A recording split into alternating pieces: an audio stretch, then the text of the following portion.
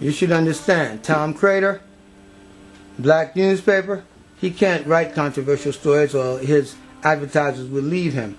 So that's stump speech, and it eliminates the First Amendment of free speech. Okay, but it's a fact that it's hard out there for a black man. And it's not that you don't have a history of screwing over veterans, Mr. Bloomberg. What? I'm not attacking you because of anything other than what everybody else said about you. You got that? You see that? Bloomberg leaves New York City 400,000 veterans out in the cold. You gonna leave me out in the cold, Mayor Bloomberg? Are you? This is evidence that Airborne Ranger Cook. That's where I got my, I ran away from home and ran into the Army. 1st Battalion, 75th Infantry, Fort Stewart, Georgia, like I told you. This is the color picture of me jumping. Airborne Ranger DRICE. 1975, 1976. And you're trying to kill me and cover it up like this guy! I will not be a victim, okay? I'm just a French person. Please, please, I'm begging you, please, please, give me a reprieve, Mayor Bloomberg. To get back to the matter on Martin Luther King's birthday, I wrote to them and said, the political lynching of Philip Edward DRICE, remembered on this great day, and you still have an opportunity to cease and desist with the crimes. There shall be no profit in this for NYC, and the court of public opinion watching the 10-minute excerpt of the 28-minute DVD logged in with the notice of claim with the book to the district attorney shall air nationally on YouTube. And there's a whole lot more. Call Congressman Meeks, 718-725-6000.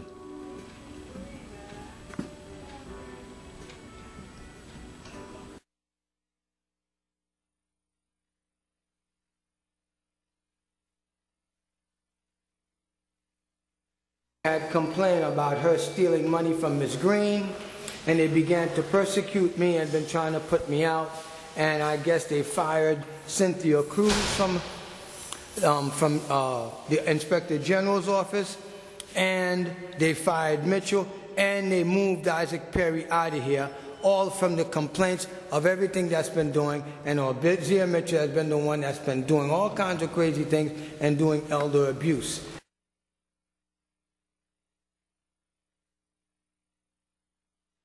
This is the falling paint chips. We're talking about total lack of services, and from the view of this apartment, there is no way Ms. Green went and spent, and her daughter even said on tape, she's had this furniture here since she's been here.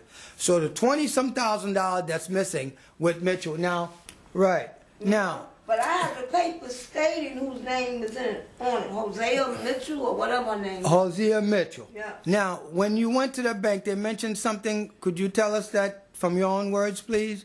About what happened, about her saying that the daughter was deceased, and that's why how she got her name on the bank account. Oh, I'm her only child.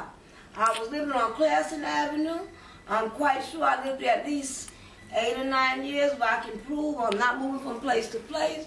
But what I understand, my mother had nobody. She said she sent me the post office thing for me to sign. I know what apartment I was in, and she sent them. She'd have got them back or something like that. She has no evidence or nothing like that. Okay. Now, what happened when you went for that interview with Victoria Cruz in the Inspector General's office again, please? Concerning in what way? Concerning the check, I mean the stolen money or the missing money. Oh, they just told me they was going to take care of it and not talk to nobody and this and that and other. How much money did she tell you that was that? She told me it was $20,000. The only time she contacted me is she wanted to know what's going on. Okay. I have no help from them at all. And you know Mitchell recently got fired. No, I heard it was a rumor. No, she's been terminated from housing, and she's still on tenant patrol downstairs. Now, why don't you tell us about that situation that you had mentioned before, in your own words, not what I thought I heard, about her hitting your niece that was coming in the building and stuff while she was on tenant patrol. My daughter. Oh, your daughter. That's pregnant. Uh-huh. Was coming in the building. Uh-huh. And she had her. My son, if he want to come in the building, she won't even open the door for him or nothing like that. Claim she never know who he is. But he'll be around tomorrow. Okay. We always try to check on Mom. Did she hit your daughter? Yeah. She was pregnant and Mitchell had physical contact with her that was inappropriate. From what I understand, I'm not worrying about that. I'm worrying about my mother's money. Yes, because and right now, my mother has a light bill, which I got in touch with the welfare on Jamaica Avenue or something, which I guess is a reply. They're getting ready to cut her lights off. And also, the man was out here. She has no Medicaid. She has no home attendant. Right, and that's No is that because all this goes with the thing, but they put a freeze on everything on my mother's. and that was done by the Inspector General's office? I don't know who it was done by, but it has something to do with this case with her money being missing. Right, and it was Ozia Mitchell attempting to become a representative payee with Social Security and with the missing money. That's why her Medicare and Medicaid, all that is missing, and she can't get a home attendant. I understand it has something to do with it. Well, listen to this. I walked in the bank one day because Ms. Mitchell put an insurance policy, accident insurance policy on my mother. Mitchell put an insurance policy against your mother's death. Accident, yeah. I walked in the bank and they asked me, I remember very clearly, had my mother had an accident because somebody else she had one on, but this is just hearsay, he had deceased. Oh, that's the man that with the missing check, with the stolen check? I don't know. So, but the bank asked me that. Had my mother deceased. She had an accident. I said, what do you mean an accident? oh, so Mitchell put an accidental life insurance policy on your mother, and the bank was told that your mother was deceased, and somebody trying to collect that money? No, when I went in there, they asked me that. You see right here? Okay. This is where I had to go and try to get her utility bill paid.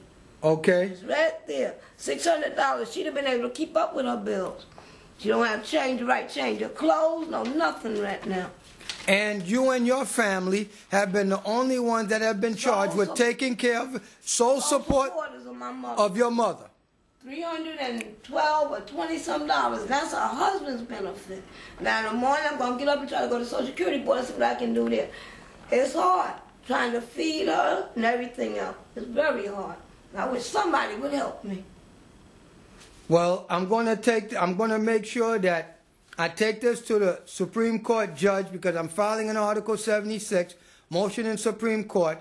Hopefully, they can subpoena Tino Hernandez, Douglas Apple, Judith Abruzzo, the Inspector General, and Ricardo Antonio Morales, who's the head of legal. All of them know this because I bugged them. I call up their phone, leave messages. Nobody calls me back. I've been complaining for 2 years about your mother.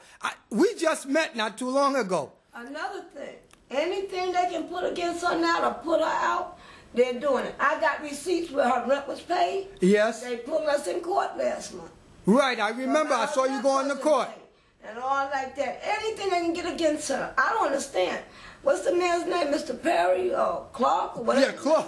The tall, light-skinned guy. The only way I got him off my back, I had to bring my husband in here. I had to go get papers and make copies of it. I had a place to stay because he said I was staying here with my mother. Exactly what he... Okay. Clark has been... I don't want to get... The other day on the elevator. Yeah, remember when I saw you, remember what I said? Don't let him sucker you into signing a whole bunch of papers and getting you to do things in order to help evict your mother out of here. I don't know. See, yeah, there you go. You hear that, Judge? I don't know. Glenn Clark has been trying to scare other people here. That's been NYCHA's modus operandi of trying to scare black people out of this building in order, I don't know for what. Listen, I had to get a paper for my 13-year-old son, my, believe it or not, grandbaby. He wasn't even a year old. Wait, and my daughter was pregnant with one, and the other one wasn't even a year old, and myself, without an address where something had been mailed to us recently.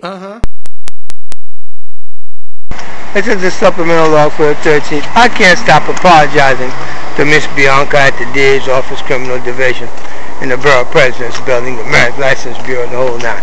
I even made 3 nice videos because I had to get into character to be the kind of guy that would want to charm a young lady. But I had an ulterior motive. I had a secondary motive. It was to get you to like me and to see my show, go tell somebody, for somebody to see what I got and begin an investigation to benefit me. Now the DA's office looking for me, and then got a detective calling, telling lies. Got the phone log right here of the restricted number that called detective. Called on a Monday morning last week at 8 o'clock in the morning, 8:03 as a matter of fact. Look, man, come on now. Y'all know who I am and what the hell I do. I do investigations. I do things. I work for people. I've been doing this in Manhattan and a lot of different big cities around the world. And then right here, see, I walk from Howard Beach, 160-something Avenue, right here, Jamaica Hospital. I'm walking. What? Detective Porter, you see what it's like to prey on the weak, to prey on the defenseless? You told Tom Crater of the New York Page you'd arrest me if I came back in the DA's office. I went in there, I charmed the little girl, made her get a goddamn wet spot, and handed her one of these. And now you can't say you don't know. Where is it? What? What? I'm trying to prove my freaking case. This is war. I ain't got time to be nice to no woman. I ain't thinking about no woman, no freaking car. Bang! That's what I'm talking about.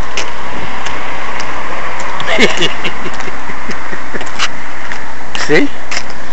God don't like ugly. He can get somebody to do to you what you did to them. I wanted revenge. I wanted payback, and I got it. Miss Bianca, you're beautiful. You're terrific. Perfect marriage material for a guy. Call me when you're 21. Other than that, I'm not interested. I don't think I'll be interested then.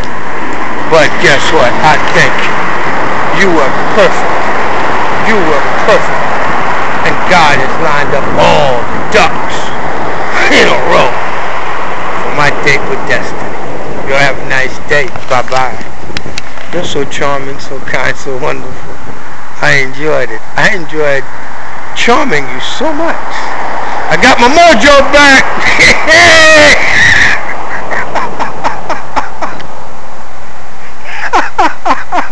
Could you imagine if I was good looking?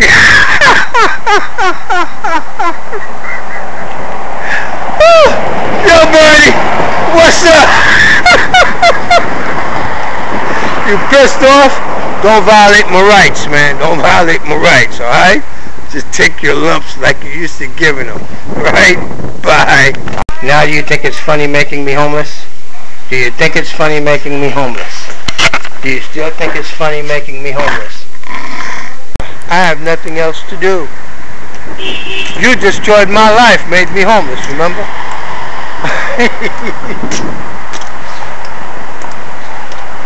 I want you to have a lot of explaining to do.